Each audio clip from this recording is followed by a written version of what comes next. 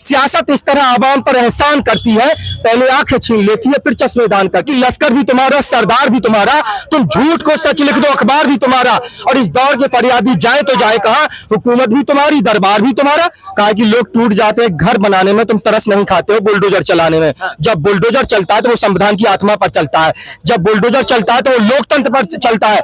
अगर कोई एक व्यक्ति, एक सिंगल व्यक्ति, घर का व्यक्ति अगर वो क्राइम करता है, वो अपराधी है, बेटा ने मान लीजिए क्राइम किया, बाप ने गाड़ी मेहनत से, गाड़ी कमाई से वो मकान बनाया है, उसमें बाप दादाओं की कमाई लगी है, और बेटा जाके बलात्कार कर दे और ये आरोप सिद्ध नहीं हुआ, उस पर वो अपराधी सिद्ध नहीं हुआ, सिर्फ आरोप लगाया गया है, और उस बिना पर आप अगर जो है बुलडोजर चला देते हैं तो ये समझ लीजिए कि सुप्रीम कोर्ट ने इसीलिए फटकार लगाई थी, सरकार को फटकार लगानी पड़ी, लेकिन सरकार फिर भी जो है बुलडोजर नीति से परहेज नहीं कर रही है। बुलडोजर इस संविधान की आत्मा पर चल रहा है, ये लोकतांत्रिक देश में लोकतंत्र पर बुलडोजर चल रहा है, ये न्यायिक प्रक्रिया पर और कोर्ट और कचहरी पर जो बुलडोजर चलाया जा रहा है। ताला लगा दीजिए आप, क्यों कोर्ट कचहरी है? अगर बुलडोजर सरकार ही न्याय करेगी, सरकार ही बुलडोजर चलाएगी, सरकार के पास इतना पावर है, अथॉरिटी है। अगर कोर्ट ये कहता है कि आप बुलडोजर चलाइए तो बुलडोजर चलाइए, लेकिन अगर कोर्ट ना कहे तो सरकार को बुलडोजर चलाने का कोई अधिकार नहीं है। सरकार बुलडोजर चला रही है। बताइए, अगर वो अपराधी है, उसने अपराध किया है, तो उसकी सजा कौन देगा?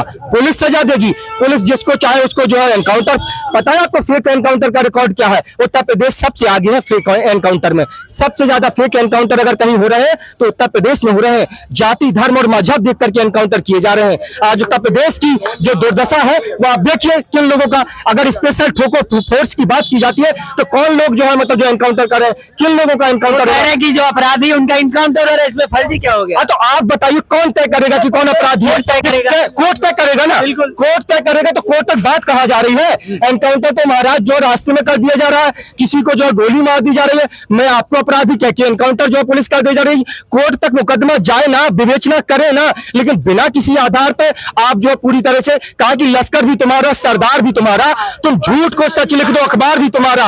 और इस दौर के फरियादी जाए तो जाए कहां, हुकूमत भी तुम्हारी, दरबार भी तुम्हारा। चाहे जिसको मतलब जो तुम जो कह के कहा कि चलती हुई बंदूक के दहाने पर है, हमको पता है कि हम निशाने पर है। तो पूरी तरह से कौन तय करेगा ये अपराधी कौन है? सत्ता में वही लोग हैं, तो कौन तय करेगा कि कौन अपराधी है और कौन जो है सही आदमी है? इसी तरह से बुलडोजर नीति कभी भी देश के लिए जो है, स्वास्थ्य लोकतंत्र के लिए जो है अच्छी बात नहीं है। बुलडोजर जो है चलना चाहिए, लेकिन जब कोर्ट कहेगा अवैध है तो चलना चाहिए कि नहीं? नहीं, तो अवैध आपको बाद में पता चलता है, जब कोई दंगा हो जाता है तब आपको पता चलता है कि नजूल की जमीन पर बना है कि ये कौन सी जमीन थी। उससे पहले सारे अधिकारी जो है भांग खा के सोए रहते हैं, तब पता नहीं चलता है। जब कोई दंगा फसाद होता है उसके बाद ही आपको पता चलता है। देखिए, दंगा कोई भी हो, उसमें इंसानियत मारी जाती है। कोई भी मरे, चाहे गोपाल मिश्रा मरे, चाहे कोई अब्दुल मरे, चाहे कोई भी मरे, देखिए इंसानियत शर्मसार होती है, इंसानियत तार तार होती है, और इंसानियत का गला घोटा जाता है, उसकी हत्या होती है। कहा है कि जिस तरह से कि सियासत इस तरह आवाम पर एहसान करती है, पहले आंखें छीन लेती है फिर चश्मेदान करती है। और एक शायरी और है राहत इंदौरी की कि सरहदों पर तनाव है क्या, पता करो देश में चुनाव है क्या। अगर प्रदेश में तनाव है क्या तो प्रदेश में चुनाव है क्या? अच्छा, ये सब चुनाव के लिए हो रहा है? आपको लग रहा है चुनाव के लिए हो रहा है? बिल्कुल सुनियोजित तरीके से, प्रायोजित तरीके से ये पूरी तरह से जो है पैटर्न जो अपनाया जा रहा है। इस चुनाव से पहले ही सारी चीजें होती है, चुनाव से पहले पुलवामा हो जाता है, चुनाव से पहले उड़ी हो जाता है। तो ये कोई जो है सहयोग तो नहीं होगा ना कि चुनाव आता है तो चुनाव के पहले ही सारे दंगे हो जाते हैं, चुनाव से पहले कोई हमला हो जाता है। तो ये तो मुझे तो लगता है प्रयोग है ये सुनियोजित तरीके से जो है। पहले भी तो होते थे, पहले भी इससे हुए नहीं, तो आप बताइए ना, राम मंदिर जो आप बताइए, अमरनाथ यात्रियों पर हमला हुआ, जो सरकारें कहती है दंगा मुक्त कहते हैं ना कि पहले होते थे, तो पहले तो चलिए सरकारें मतलब जो इतना लॉ एंड ऑर्डर मेंटेन नहीं कर पाती थी, वो खराब सरकारें थी।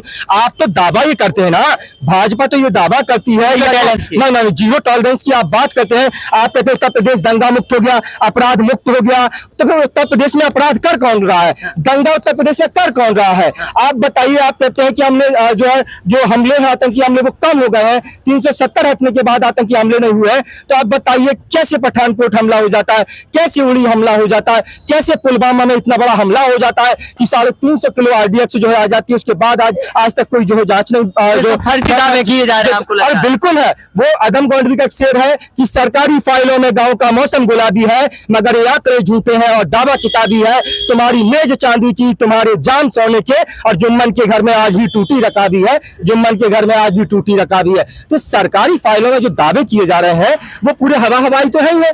आप बताइए कहां हवा हवाई नहीं है? एनसीआरबी का डेटा ये कहता है कि उत्तर प्रदेश में जो अपराध का ग्राफ है वो बढ़ा है। आप बताइए किसी से बात प्रदेश में यूपी नंबर 1 है अपराध में। एनसीआरबी का डाटा डाटा कहता तो है है। महिलाएं सबसे ज्यादा असुरक्षित है और देश के गृह मंत्री कहते हैं कि महिला स्कूटी पर सवार होकर के 12 बजे रात में गहने लाद करके निकल जाए। बताइए किस तरह से आपने देखा होगा फर्रुखाबाद में किस तरह से बच्चियां जो है देखी। तो लगातार यही है, लेकिन दावा करना है तो दावा तो कुछ भी करिए। तो ये दावे जो है वो पूरी तरह से हवाई किए जा रहे हैं, इसमें सत्यता नहीं है।